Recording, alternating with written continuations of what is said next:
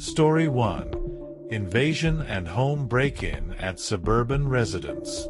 As a medical researcher, I have always been drawn to the mysteries that lie beneath the surface of seemingly ordinary events. This particular case, however, sent shivers down my spine and made me question the very fabric of reality. It was a quiet evening in a suburban neighborhood, the kind where everyone knows each other by name and nothing ever seems out of place.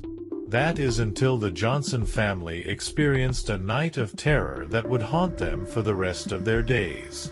It started with a faint scratching sound coming from the chimney. Mrs. Johnson dismissed it as a stray animal, but Mr. Johnson, a skeptic by nature, decided to investigate. As he approached the fireplace, a foul stench filled the room, making him gag. What he saw next would forever be etched into his mind.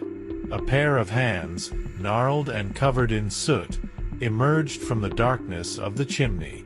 Mr. Johnson stumbled back in horror as a figure clad in tattered clothes and wild eyes pulled itself out of the narrow opening. It was a man, or at least it used to be. The intruder, known only as the Chimney Man in local folklore, had a twisted grin on his face as he surveyed the room with malice in his eyes. Without a word, he began to ransack the house, overturning furniture and smashing valuables with a frenzied glee. The Johnsons, frozen in fear, could only watch as their sanctuary was violated by this unholy presence. The Chimney Man seemed to revel in their terror, his laughter echoing through the house like a curse. As the night wore on, the intruder's actions grew more sinister. He left cryptic messages scrawled in blood on the walls, taunting the family with promises of revenge for sins they could not remember committing. The air grew thick with dread, and the once cozy home now felt like a prison of nightmares. In a final act of defiance, Mr. Johnson confronted the Chimney Man in a desperate bid to protect his loved ones. But the intruder was not flesh and blood. He was a specter of vengeance, a manifestation of all the darkness that lurks in the human soul. The confrontation ended in tragedy, with the Johnson family paying the ultimate price for a crime they could not recall. And as the first light of dawn broke over the horizon, the house stood silent and empty, a monument to the horrors that can befall those who dare to peek behind the veil of reality. Anonymous Spectator Story. Story 2. Escape from a Real Hell, the Basement Retaliation. As I descended the creaky stairs into the dimly lit basement of the old Victorian house, a sense of unease washed over me. The air was thick with musty odors, and the shadows seemed to dance menacingly in the flickering light of my flashlight. I had been called to investigate reports of strange occurrences in the house, but nothing could have prepared me for what I was about to uncover. The basement was a labyrinth of narrow corridors and cramped rooms, each more claustrophobic than the last. I could feel the walls closing in on me, suffocating me with their oppressive presence. Every step I took echoed ominously, as if the house itself was watching my every move. I came to a small, windowless room at the end of a particularly narrow hallway. The air was heavy with the stench of decay, and I could hear faint whispers drifting through the darkness. Ignoring the chill that ran down my spine, I pushed open the door and stepped inside. What I saw made my blood run cold. The room was filled with cages, each containing emaciated figures huddled in the corners like frightened animals. Their eyes gleamed with a feral light, and their gaunt faces were twisted in expressions of pure malice. I realized with horror that these were the missing persons who had vanished without a trace in the area. Before I could react, a door at the far end of the room swung open, and a tall figure stepped into the dim light. His eyes burned with a fanatical zeal, and his lips curled into a cruel smile. He raised a rusty knife, and I knew with a sickening certainty that I was his next victim. I turned and ran, my heart pounding in my chest as I raced through the maze-like corridors of the basement. The walls seemed to shift and change around me, disorienting me at every turn. I could hear the sound of footsteps behind me, growing closer and closer with each passing moment. Just when I thought I could run no further, I stumbled into a small alcove hidden behind a pile of debris. I pressed myself against the wall, holding my breath as the footsteps drew nearer.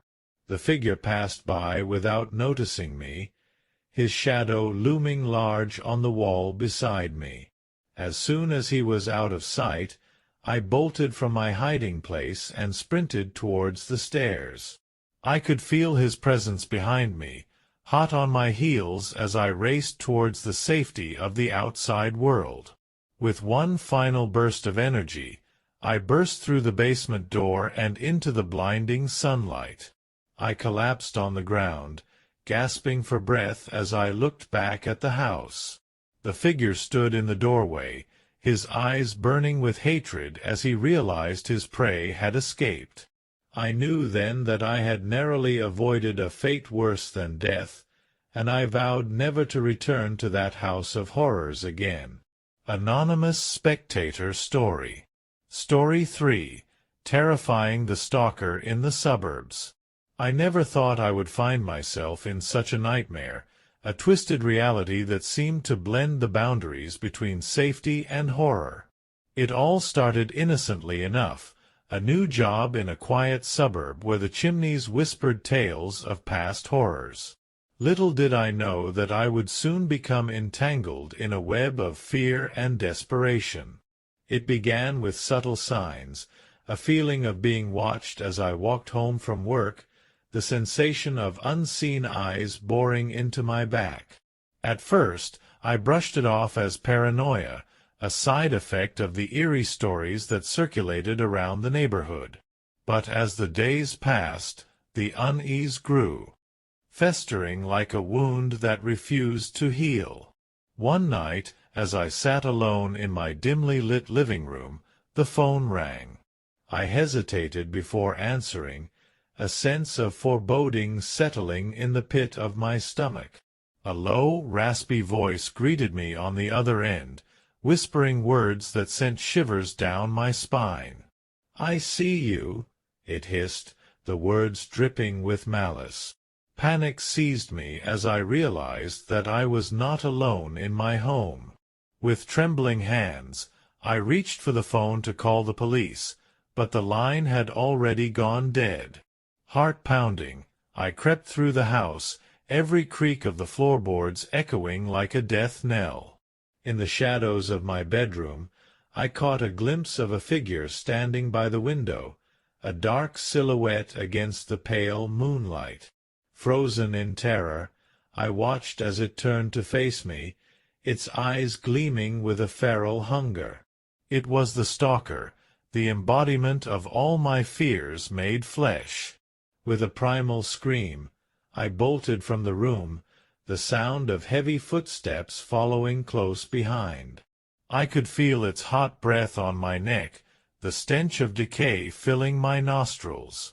In a desperate bid for survival, I made a dash for the front door, the world spinning in a blur of terror and adrenaline. As I burst out into the cool night air, I stumbled and fell to the ground, the stalker looming over me like a specter of death.